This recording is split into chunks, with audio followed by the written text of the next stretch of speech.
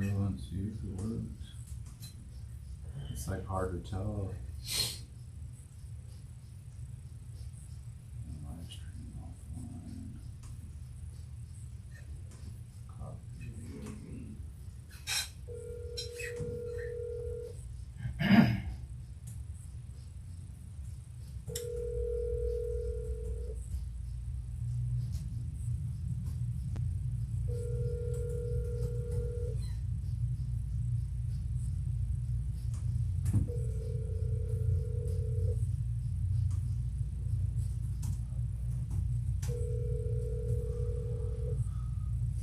No, it's all right. Hi, you've reached Marisol Aguilar. I am not available at the moment, but if you could leave a message, I'll get back to you as soon as possible. Thank you. At the tone, please record your message. When you finish recording, you may hang up. Oh, that's nice because I thought that would be good. At the tone, please record your message. Good morning, this is Mike with Double Up Events. I was just wanted to shoot you a quick call. I got your email, just wanted to say sorry for the delay. I will put together a full quote and send it over to you. That way you can see how it's broken down. And when you have a second, you can give me a shout. I just want to kind of talk to you about what you sent me, just to make sure that we're all on the same page with everything. And then we can kind of go from there. Okay, thank you. Bye. That was intense. Fucking feedback is crazy.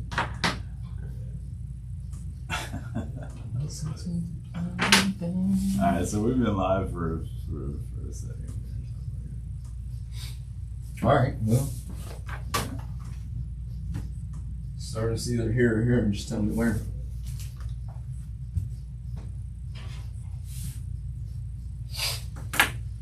Let's see like how it's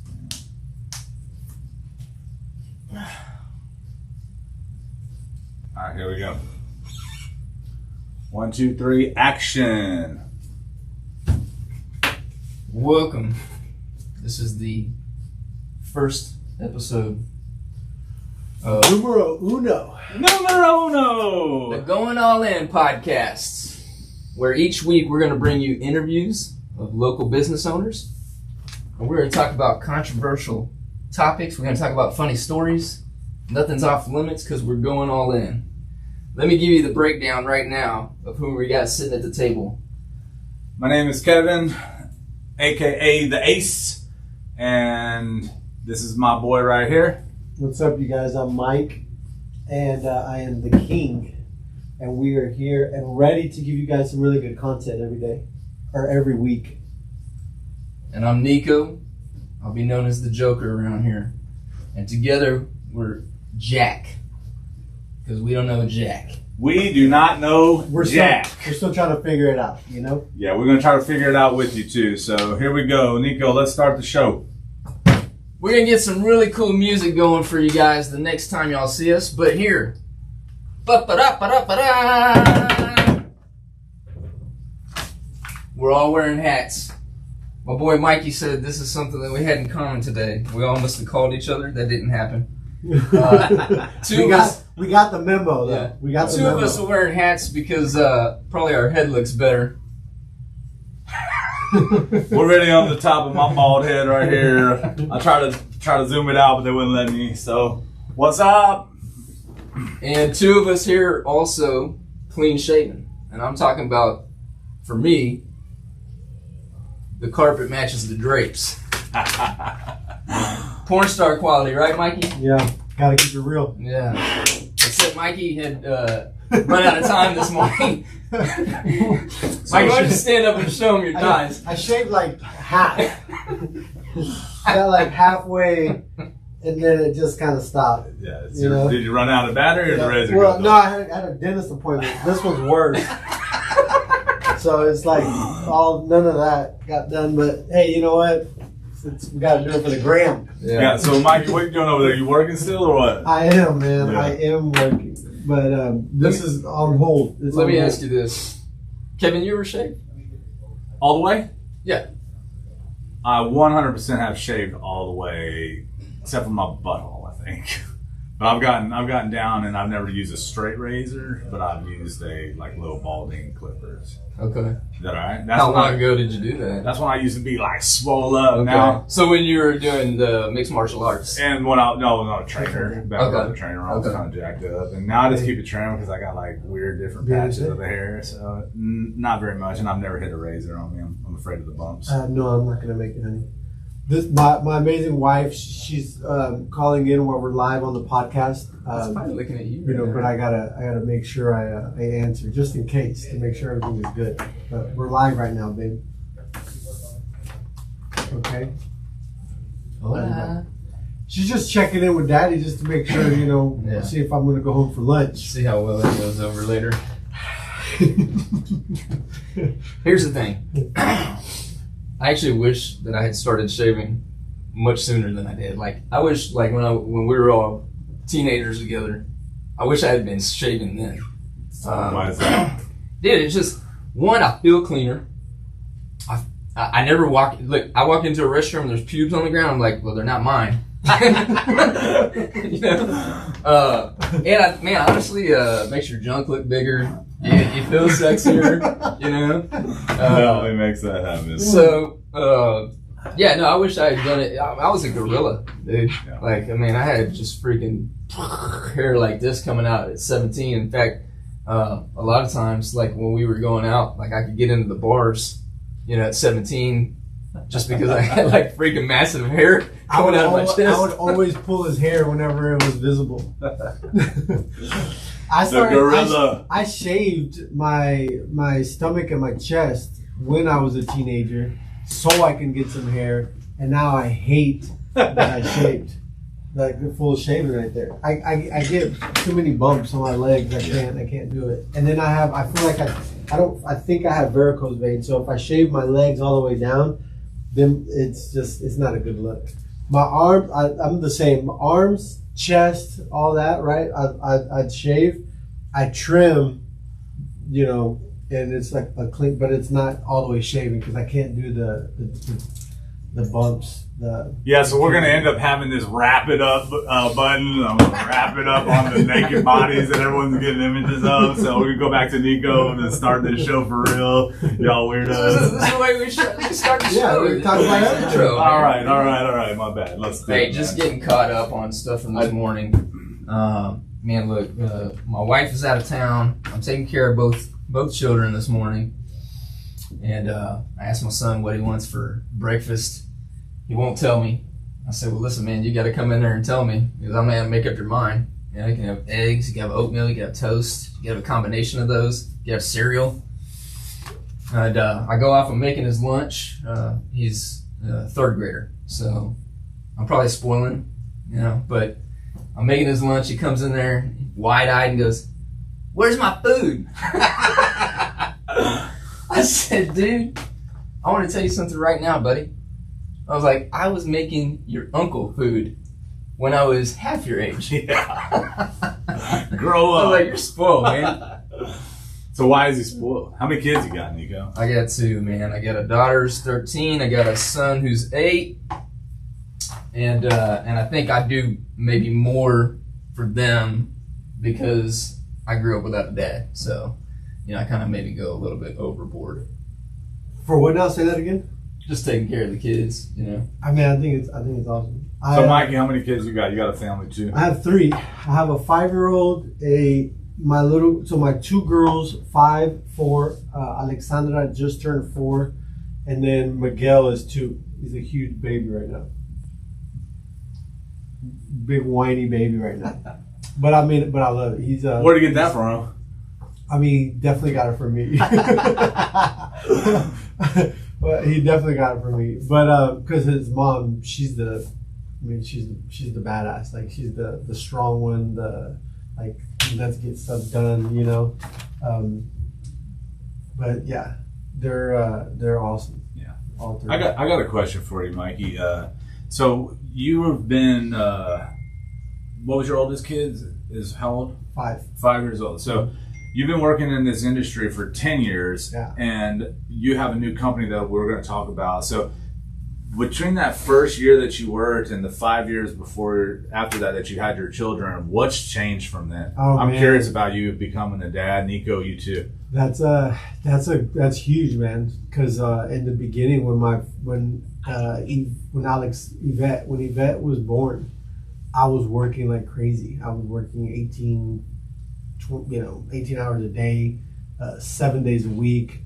I would get home, I'd get to work, 8, 7 o'clock, get home 9, and it was just like I get home and say hi to my wife, and she has the kids, eat dinner, and then I would just go sit down on the couch like a zombie, just not do anything and just sit there. And actually having conversations with Nico, man, early on, really helped out, because in the beginning part, my transition as a dad, as a husband, because me and Julie got married and then we had a kid. I put a lot of pressure on me, but I also felt like I wasn't doing enough, but I didn't even realize it. Right? I got married, and my mentality was still like, after work we're gonna go have drinks. Right? My wife's sitting at home waiting for me. She's like, "Where are you at? Why didn't you call me?" So that was a transition for me, which it took time. And then you throw a kid in there, a baby, and so now you're working tons of hours. You're out late. You're doing events on the weekends. So I wasn't there, present. So to give everyone a preface, when you're out late throwing events, like what's going on? Why are you out so late? What was happening at that time that you were working so much? And let's transition to those hours and working with your family and your new business that you started. Well, at that time, the company was already, that previous company I worked for was already in business for a good amount of time when I got there. But they only had, I think it's 2 employees. What type of company was it? It's an event production company. What do y'all do? Entertainment and event production. We contract out DJs. We do lighting, staging, full production for fashion shows, weddings, birthday parties, basically any type of event, right? Private or public events. And the events are on the weekends, but during the week I was prepping equipment, doing inventory, sales, meeting with clients, proposals, like all of that stuff, and you're just so busy. At that time, it was only one other person and then the production people. So as I was, with the company and the company was growing, I'm training people, hiring new staff. And we went from 2 people to having full staff. We had a photo booth manager, vinyl department. We had office assistant, office manager. By the time, after 5 years, we had a full staff, a sales team. We had someone in charge of social media. So there was just a lot going on, and it was great, but my time was so much time into that, not enough time with my family. And then the difference now with my own business is that it's my family's first. You know what I mean? Don't get me wrong. I understand that the business is what feeds my family, and I have to work to take care of my family. But I make sure and separate the time to be with them, without a doubt. Let me pause you for a minute there. So, like I mentioned earlier, we're going to do an interview with a local business owner every week, and for this week, we wanted to choose Mike, even though he's on the show. We wanted to go ahead and let him plug and promote his business. Mike, it may sound a little bit redundant, but tell us about Double Oaks. So Double Oak Events is it's a entertainment and event production company, right? So we also do catering and bar. So we do live entertainment. We have DJs that are contracted DJs, but mostly do a lot of events with us. And and then live entertainment, violinists, bands. The biggest thing is that now we offer catering. We have an executive chef. He came in. He used to be the executive chef off Benji's, which is over there off Washington in Midtown, and he was he's a farm to market chef, and we hope to implement that. A healthy type of menu, but also have other options for people that looking for something different. And then the entertainment side, and then the bar side, which is, we have a full catering and bar license, so we can do events everywhere. But you also have a venue in case people do not have. We do. So I actually have a small percentage at a venue. We just rebranded. The new name of it is called Fountain Point. It used to be called Mia Bella. So yeah, we're at that venue. We do, we can do a full event. The venue, the food, the bar, production, entertainment, sound, like all that stuff. But we don't have to be just there. We go to all different types of events. We do events everywhere. Now at that venue, is that where you've been doing some of the? Yeah, our entertainment series is there. Okay, so tell us about the entertainment series, because that's pretty interesting. I get the social media posts. Yeah, we partnered. So we partnered with Fountain Point. So they, we get the venue from we do the event there. So getting the venue from Giovanna, who's the owner, venue manager, and then we basically hire. We do the entertainment series is just doing different types of events, right? So the first one was like a comedy thing, right? Like stand-up comedy. Stand-up comedy. They came in and it was awesome. It was really good. Then the second one was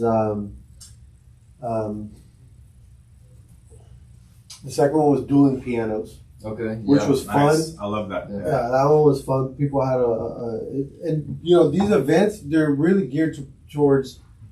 One, I think people who just want to go try something different, right? And then two, it's people who are specific to that type of entertainment. There's some people who really do love dueling pianos, so they'll go experience different dueling pianos at different. Were people singing along with the? Yeah, okay. All that, and that's cool. And there's different bars and stuff that will host them and stuff. So we're just trying to do something different for the venue and host different events like that. And then the third one that we just did was.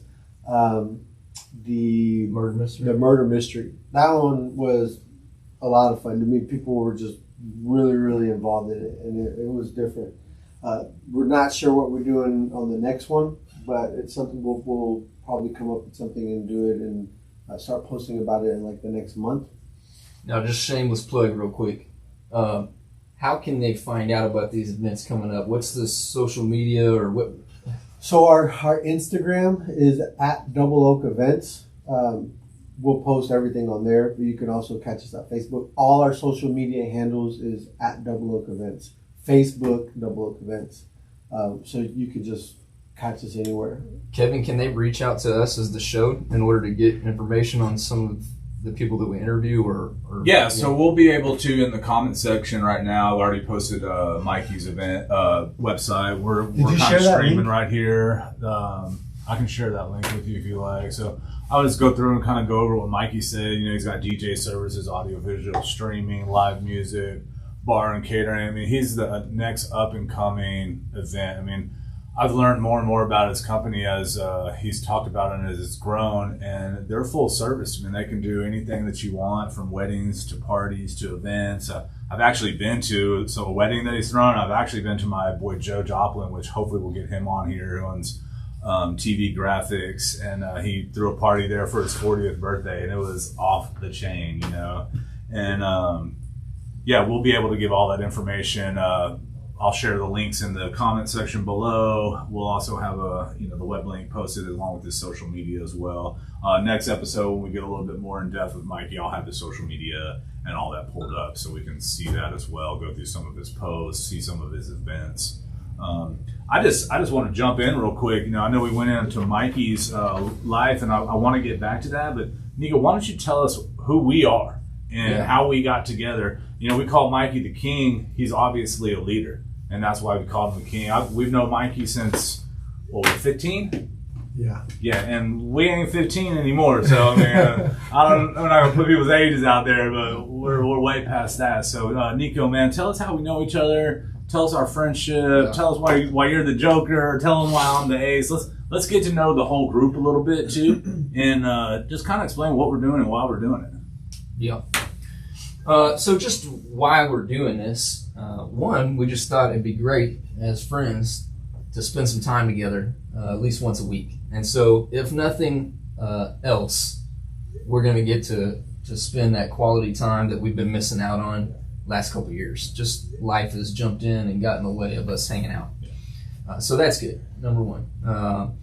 But we also wanted to have a platform where we could allow some of the friends that we've grown up with or made since we were teenagers, who have their own businesses, probably local to Houston, although that doesn't mean that we won't bring in some people from outside of the city.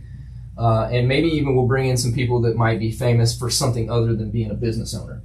But we want to allow everybody to have kind of a spot to have an interview. Some of it will be formal, some of it will be funny. You know, like I've got I was just talking to Mikey this morning about a story that I posted on Instagram. Mm-hmm. And this is just some of the stuff you might hear from time to time.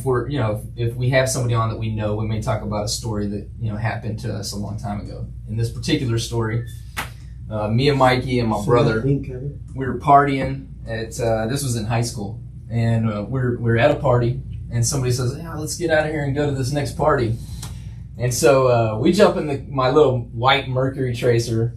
And I remember thinking to myself, like, as we peel out and we're leaving this neighborhood, we're still going through it. And I was thinking, it'd be funny if I pull on this next left-hand turn, I pull out so wide that I go into these people's driveway, and then I just drive the rest of the block through the yards. Yeah.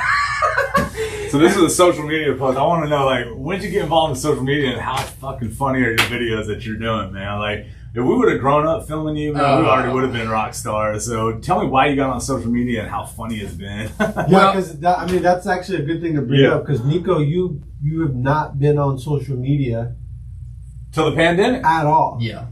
So how'd that happen? Yeah. So I actually was working with a local church. Where? Because I went through both my undergrad and then in business, and then went to get my graduate degree in seminary. And so I was wanting to be a church planting pastor somewhere out here in North Houston, where I essentially start up a church and maybe leave there and start up another one.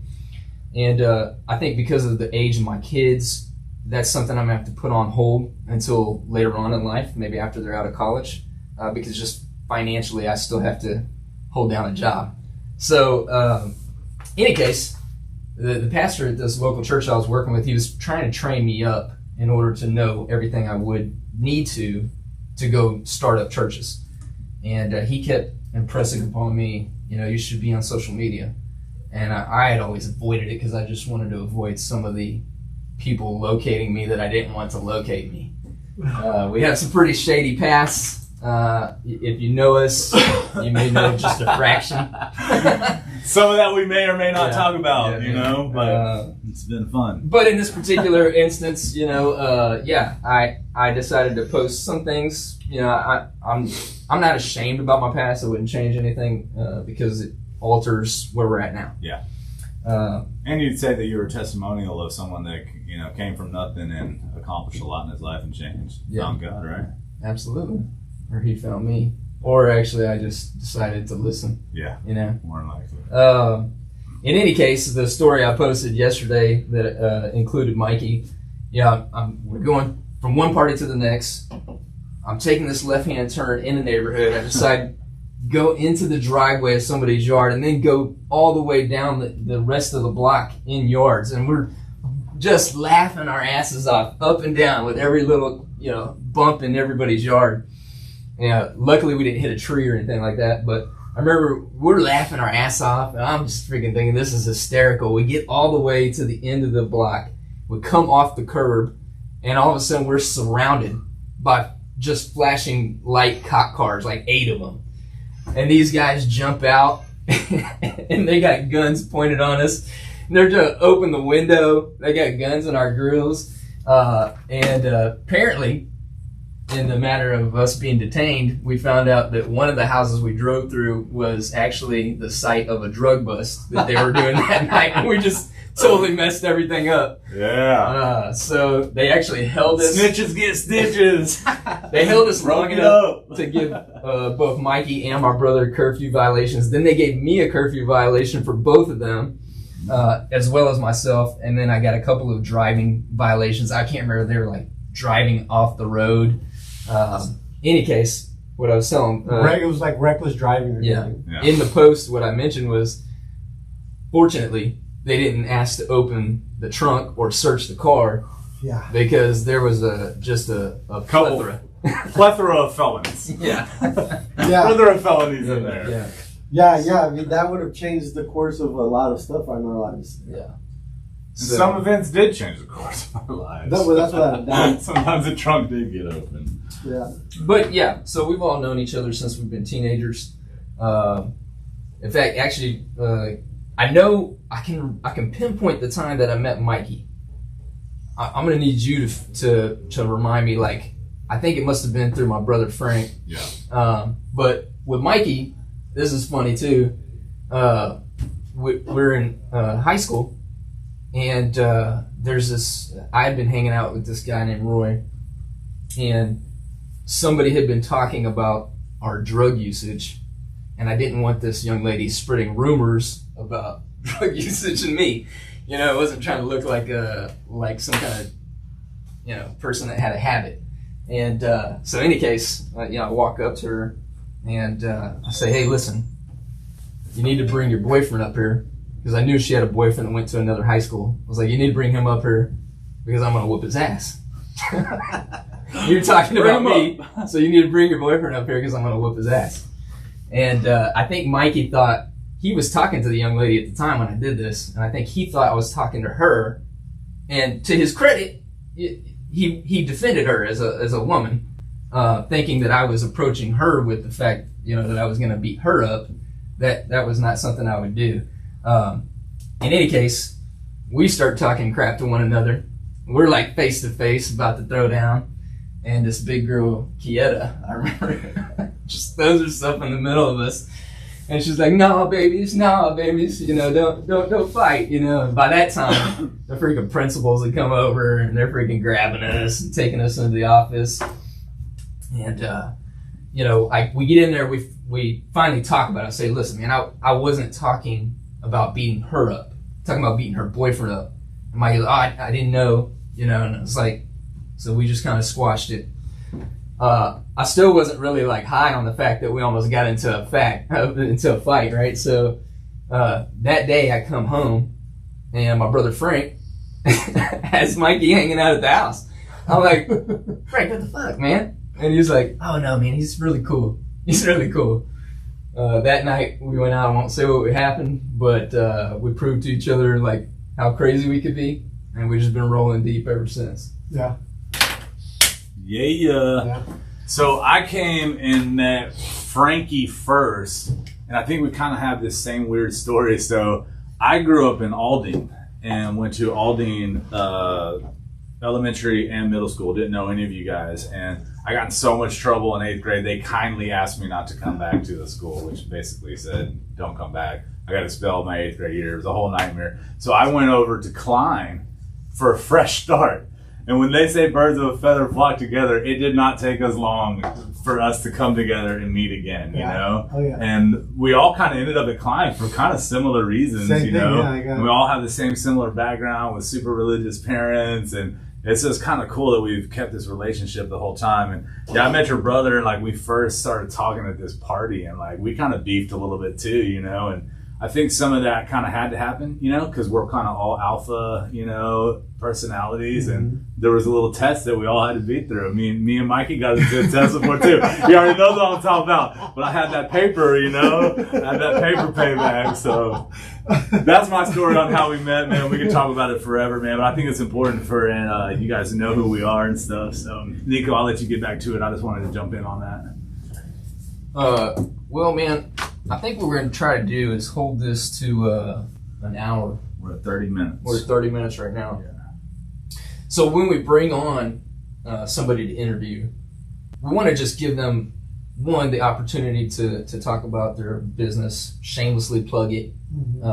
Everybody that's a friend of ours should be a friend of the show, and the friends, the friends of the show are going to be promoted here. So, but we also want to talk about, maybe some personal things, maybe get into some hot topics. So I was thinking about this one. One of the hot topics, that you have going on right now is just, guns. Should we own guns? What kind of guns should you own? Where's our limit? Should the government step in and take your guns? You hear all these things, you see all these posts. So, not a lot of people know this. I was witness to Mikey almost being shot by my brother. Yeah. You remember this? Yeah. So we're all sitting at home. I don't even think we went to school that day. I think we skipped or something like that, or maybe it was summertime. But we're in my apartment. My mom's gone. She's gone to work. And as soon as she takes off, we start breaking out all these guns we had. And how many guns are we talking about? Just breaking them out? We must have had at least 3 because each of us was holding a gun, And I remember Frank had this really cool, nickel-plated, it was a 310 snake charmer. And, snake charmer, yeah. For whatever reason, he didn't check to see if it was loaded. And we're just checking out the guns. We're all kind of sitting in a little triangle in the, in the downstairs of this apartment. We're kind of like this. Yeah. Where we're, Frank's there, yeah. you and I. Just like all of us are right here. Over here. And, it was like the Matrix. Honestly, that scene where Neo goes backwards and the recoil of the bullets is going all past him. I saw it and I knew to myself, I was like, man, this dude just had the grace of God save him. Because Frank freaking pulls the trigger and you just see slow motion, this smoke. And I see Mikey go like this. All in slow motion. And right behind him, our freaking fireplace blows up. And just Brit goes everywhere. Yeah. And we're like, Frank, what the hell, man? Yeah. Do you when I go back to where I was sitting at, right behind me is that freaking hole in the chimney. Yeah. And the concrete. It was. Yeah. It was crazy. Yeah, you should be dead. Yeah. You should be dead. Well, all of us should be dead in certain reasons, but in certain instances in our time. But he should be dead from that. And we told my mom that we moved the weight bench over there.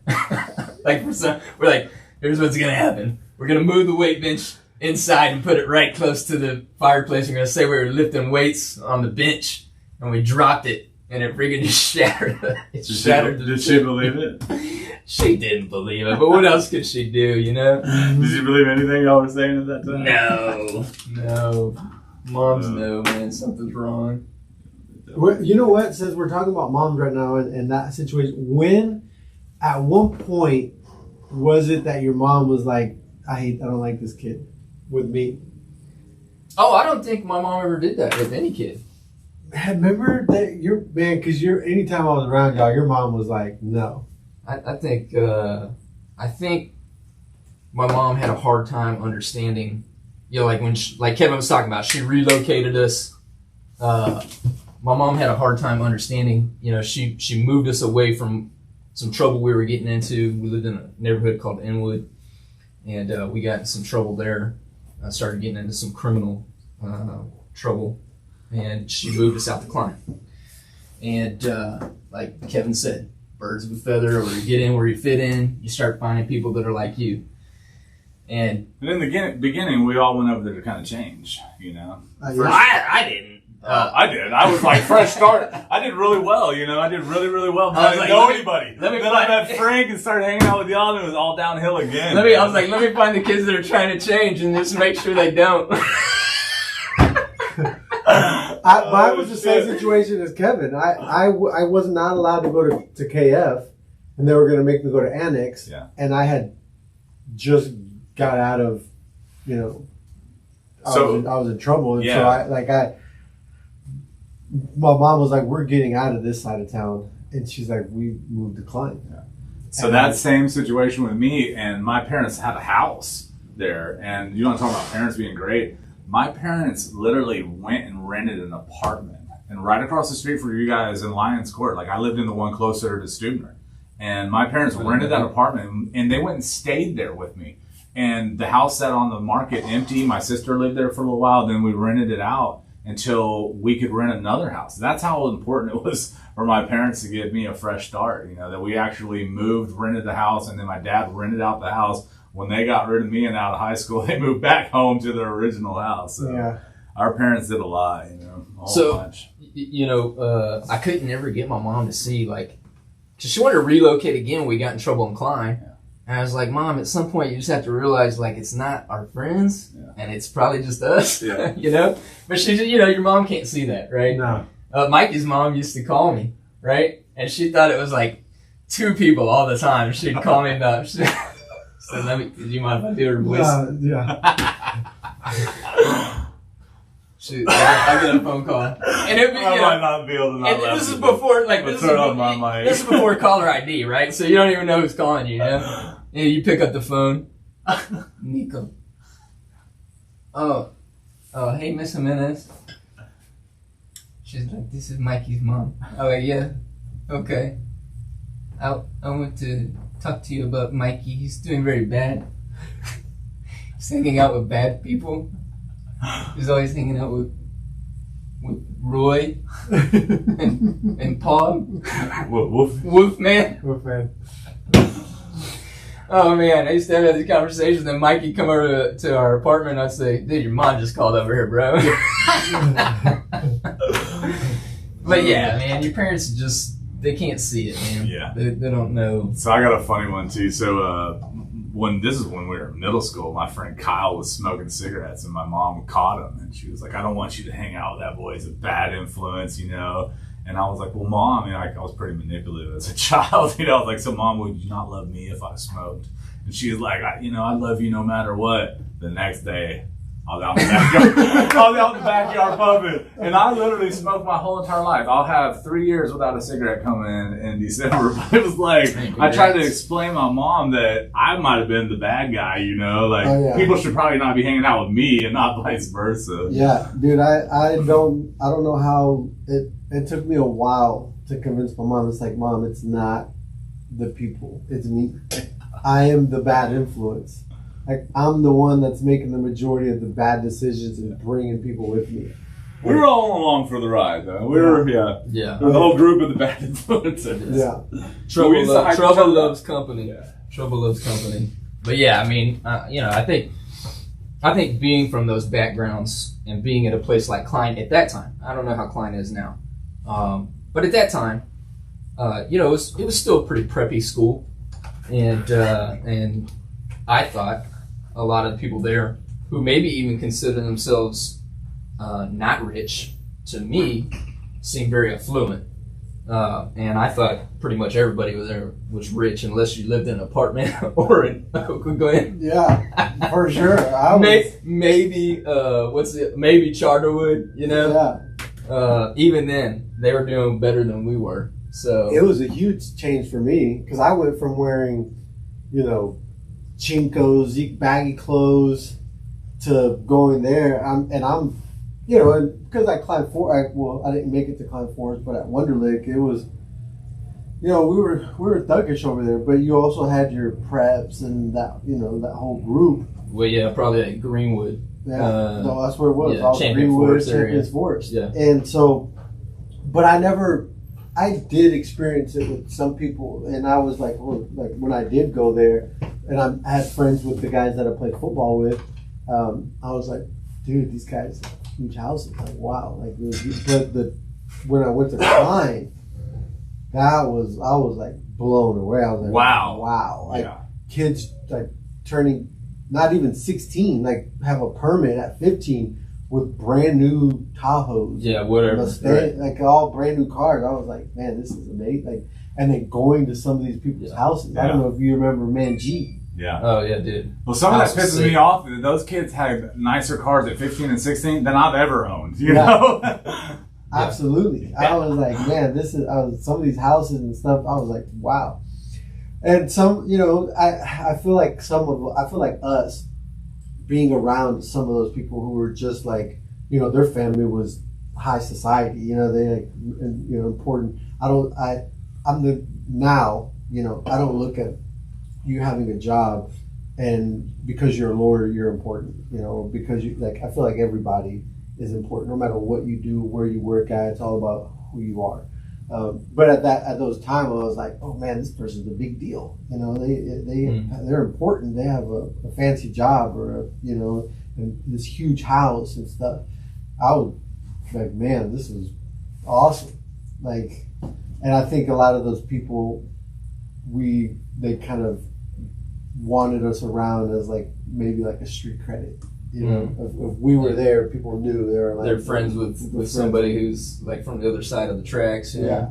I always thought it was funny that coming from the other side of the tracks when we went to the nice area in Klein, that there's actually more drug use and like people had all this money to party and stuff. Like where I grew up in the ghetto, kind of Aldine area, it wasn't a ghetto. We lived in the nicer area of the ghetto school district. So I mean, we weren't poor or anything, but. I mean, when I went to Klein, I mean, people had like $100 a week allowance. It was crazy, you know? Oh, yeah.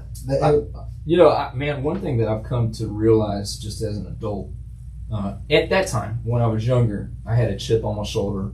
And I thought one of the reasons I like to hang out with people like us, not that we wouldn't hang out with them, and not that we wouldn't have fun, not that we wouldn't be friends with them, but there was always something different, right? Because they grew up like they did, and we grew up like we did. But what I've learned just as an adult is, man, everybody's got issues. Mm-hmm. Like, everybody's got problems, man.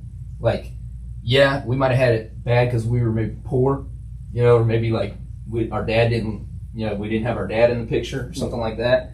And you fall victim to some of the, you know, statistics that fatherless kids fall victim to. But, man, I've seen so many instances of people that have depression, mental health issues. They grew up affluent, and you just don't know, like, are their mom and dad fighting? Is daddy touching them? You know, like, just everybody's got problems. Yeah. You know?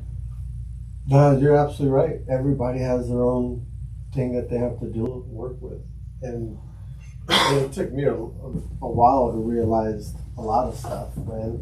You know, growing up and being actually turning into a responsible adult, you know, looking back on a lot of stuff, you know, it's like you look at people in a different way. And like you said, like I wouldn't change my past because it made me who I am now. But there is, you know, some people, and you know, when you said the reason why it took you a second to get on the social media because you were like, ooh, some of these people, you know, we did some crazy stuff. There's still people that don't want to find me. Yeah, you know, we did some crazy stuff. But there is, you know, if I could send out a message, right, and say, you know what, like, I'm sorry.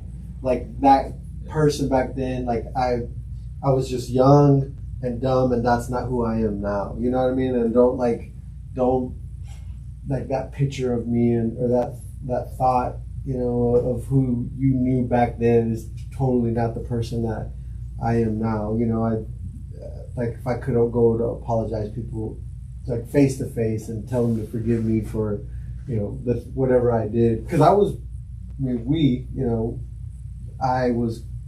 really messed up. I did some stupid stuff, you know. I agree. People bad. I want to circle this back around because we didn't even actually touch on the subject of guns, you know. But I agree with you. There are some instances where I feel like I don't even want to bring it up with the person because what I did was so horrible that I don't really even feel like I deserve to be forgiven. You know? Mm-hmm. So even though I'm a total different person now, like I don't even want to bring that trauma back up for these people, you know? Yeah. In any case, man, so now that you've, you know, matured, now that you know what guns do in the hands of people like us when we're younger, and even maybe even worse, how do you feel about guns and gun ownership today? You know, and the government wanting to maybe restrict some types of guns or some types of ammunition. Yeah, I mean, Do you feel comfortable telling me, do you own a gun? I don't. Okay. I wish that I did. Okay. You know, I but I don't. And there was a time to where I was like, I can't have a gun because there's no telling what I'm going to do with it. You know. But now that I'm older and mature and somewhat mature, you know, I don't. I wish I did have a gun. If I could have one, I would. What makes you feel that way? To want to have a gun? Yeah. Do you think it's just the machismo you grew up in, or do you think it's something about society now that makes you? No, because man, not to I'm older now, you know what I mean? But I don't like a gun doesn't make me tough, you know what I mean? Like I can still hold my own, you know what I mean? Like I'm older, but like I can still get down. I don't need a gun. But for those really, says nope. But really, it's more important for like I want my wife to have one. I want her to be able to protect herself, and if I'm not home and I'm out, you know, and something happens, that she can protect the family and the kids at home. And I just think that it's just like having the right to do what you choose to do, you know, be responsible. It's like any other thing. I feel like you know, people who want to have guns, let them have guns. If you don't want a gun, then don't buy one, right? Yep. I think in this world it doesn't matter what it is. If you say you're not allowed to have a gun and they pass a law where you can't carry a gun, you can't have one, people are still going to get them. You know, yep. It's not going to stop people. Especially the bad guys. Kevin, do you own a gun? I'm gonna plead the fifth on owning a gun, but I do own a fully automatic BB gun, and I'll love to talk about that. And the reason I own this is because I did some stupid stuff when I was young, and I don't want to hurt a child. And my whole life, and my mom talks about this, and I'm making a cup of coffee in the bathroom. You can hear that. But my mom talks about this, about how worried she was about us dying and stuff. And one of my biggest fears is someone coming into my house and hurting somebody, you know, that's a child that can't make a responsible decision. Yeah. So I'm iffy on the gun laws because a lot of people will say, well, I want to protect myself. To me, no one deserves to die. Like, if you come into my house and you try to harm me, that's one thing. But if you come into my house to steal some stuff, you know, either get out or take what you're going to get. None of this stuff is important. And we're at my business right now. We're the same way. You come in here and you want to, maybe I shouldn't have put that out, but you want to rob us. I'm not going to tell you the address, but if you want to rob us, let me send out the address. Cut me in for a 25%. He's cool with it. No, but if you want to come rob us, man, I'll help you. I'll help you to the car. You know, like none of this stuff means anything to me. You know, my family's safety does. I work with my mom, my dad, and my wife, and I consider all my employees family. And we really will. If you want to come steal something, if you want like an X chair or something like that, or a desk, we'll help you load it up. It's nothing that important, and I don't want to have a gun here because I don't want someone to get shot. You know, if someone comes in with a gun, because my belief is if I have a gun, the only reason I would pull it is to shoot you. Yeah. That's my mentality on it, and I don't want to shoot anybody, so I do not carry a gun, and that's important to me. But I do believe everyone should have the right to make that decision. I also believe it's in the Constitution, so unless you can change that, which you can't, everyone should have the right. And restricting people's guns for what they're used for, I disagree with 100%. That's all I'm going to say on it. So, for years, like, man, I just thought to myself, I don't need a gun. I'm crazy as hell. Yeah. I wish somebody would break into my house. You know, like, let me be ready with this steak knife while they break into my house because they're getting stabbed in the eye 5 times before they make it through the door. You know what I'm saying? Yeah. And I, you know, part of me just the way we grew up, like I've always been fascinated just with killing people, you know, and so, like, so I daydream about that. Like, even still, as a Christian, I still daydream about killing people, you know.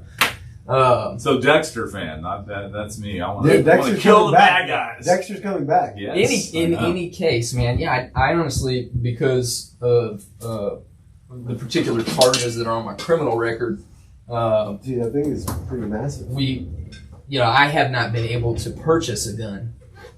However, during this last year, when there was all this social unrest and you were seeing people like rioting in the streets, I thought, man, if I'm taking my family somewhere, I want to have a gun. Because I don't care what you do to me, but I got 2 little kids and a wife that I need to protect. And I know most of the people in some of those social unrest situations act big because they got that mob mentality. But I know you can suppress mob mentality by overcoming it with rapid fire, you know? So, so I actually did end up getting a gun. And so I have one now. Or we could use swords. Yeah. Challenge you to a duel. I mean, like, I used to always be, like, I'm not necessarily killing someone, but I used to always, like, just to shoot somebody, you know, just to kind of see how I would feel, you know?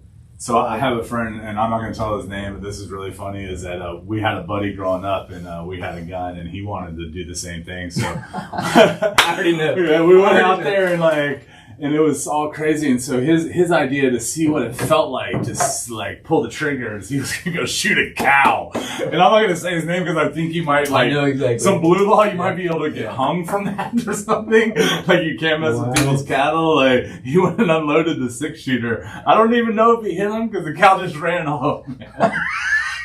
Oh my goodness. I feel like I could probably guess who that was. Oh man, you probably wouldn't if you don't know. Now, nobody needs to incriminate themselves here, but I know, like, I was super about it dangerous with a gun when I was younger.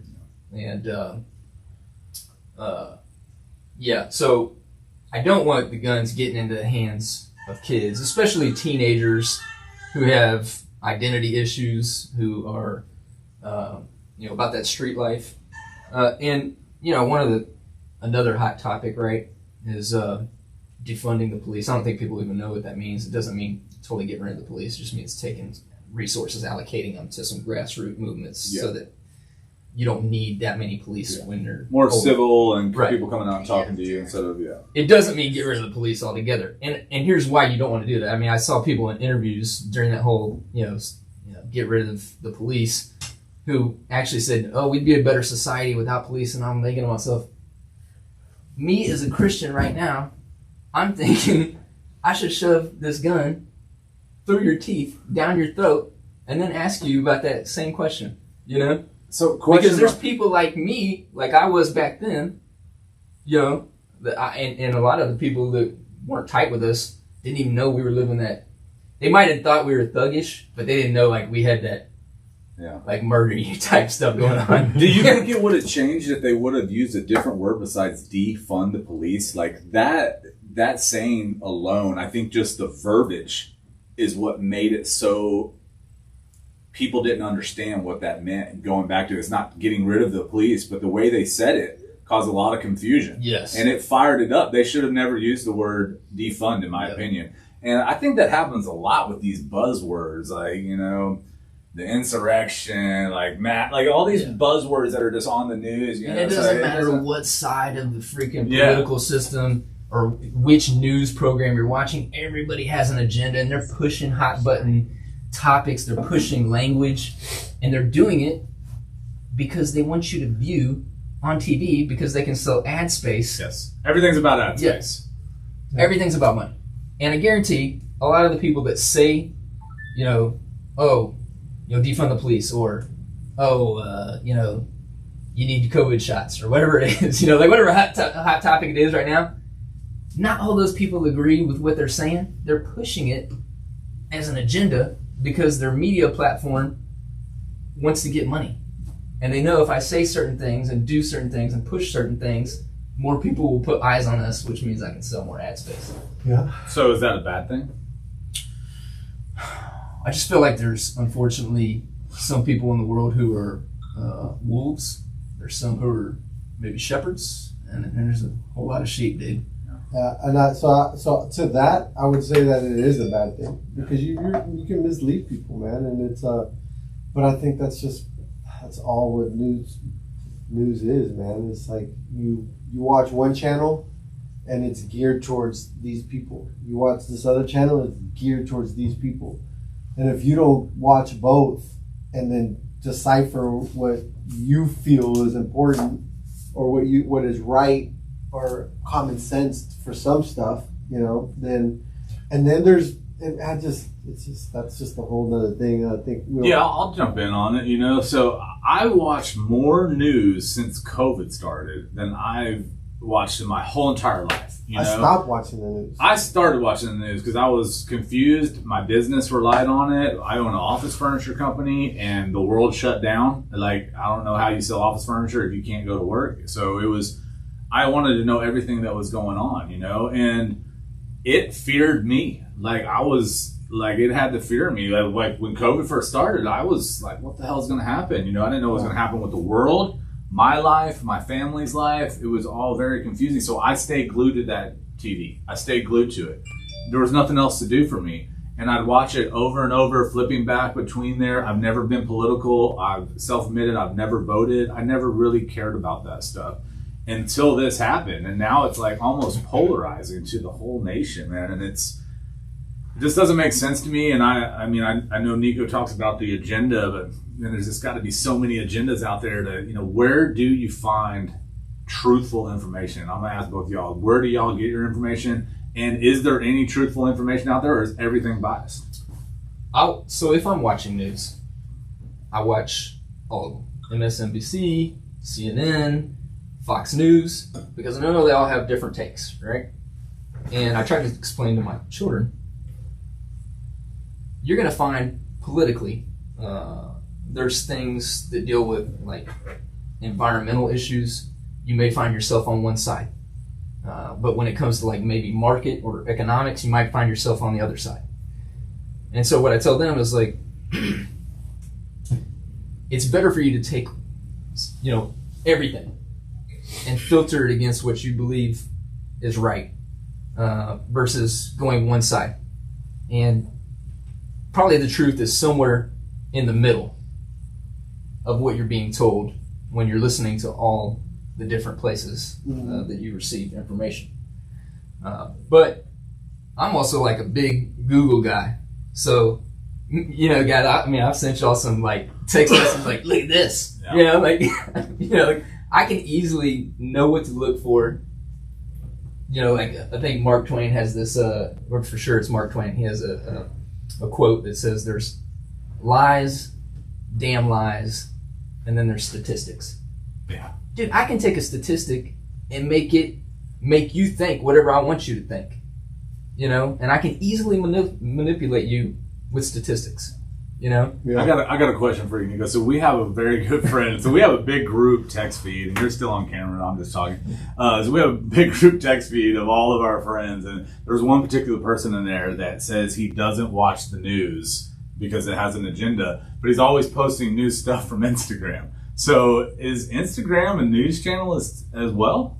Aren't they passing news around? I mean, it is a source of information. Which is the younger generation doesn't even watch broadcast news. Yeah. They probably only look at their phone. But he's saying that he posts all these things, which I think is funny. He's like, I don't watch the news, but he posts something that he sees on Instagram, which is news. And maybe true, maybe not. A couple of them you pulled up and it said fact check. So where all can you get this news? Is social media a big lie? Is Instagram a lie? Or is it all based on opinion? Because it kind of seems like the whole world's divided in half right now. I don't know how y'all feel about that, but I don't know if it's divided. I feel like there's a lot of people that don't want to publicly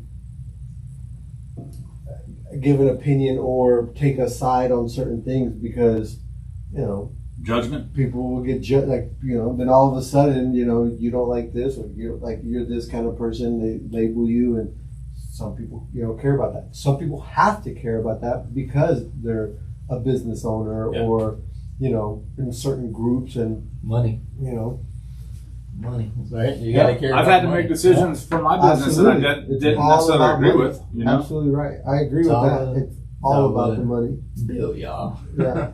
but we talk a lot about they and them having the dollar bills. Like, I'm trying to become they.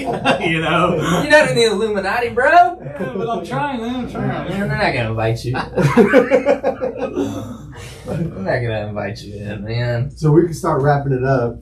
Yeah, so right now we're exactly at 59 minutes and 30 seconds. Nico, you want to take us out? Yeah, so let's, once again, this is the JAK Show, and this is the Going All In podcast. We're going to come to you each week, and each week's going to get better. Yeah, man, we're excited to give you guys a little bit of what we are doing, what we have going on, and bringing in some really cool people, man, just to talk about different things, different topics, and life itself. And we're excited for it. Absolutely. Yeah, thank you, everyone. I had a great time, man. It's always a pleasure. You know, we used to do this at a shitty Denny's and eat breakfast. So now we're doing this really cool, man, touching on some topics. Nico, take us out one more time, and let's wrap it up. What do I do with my hands? All right, man. We'll see you. All these videos will be available online, so check them out. At DadBod247. Yeah. We're going to get Nico Instagram famous soon. Peace out,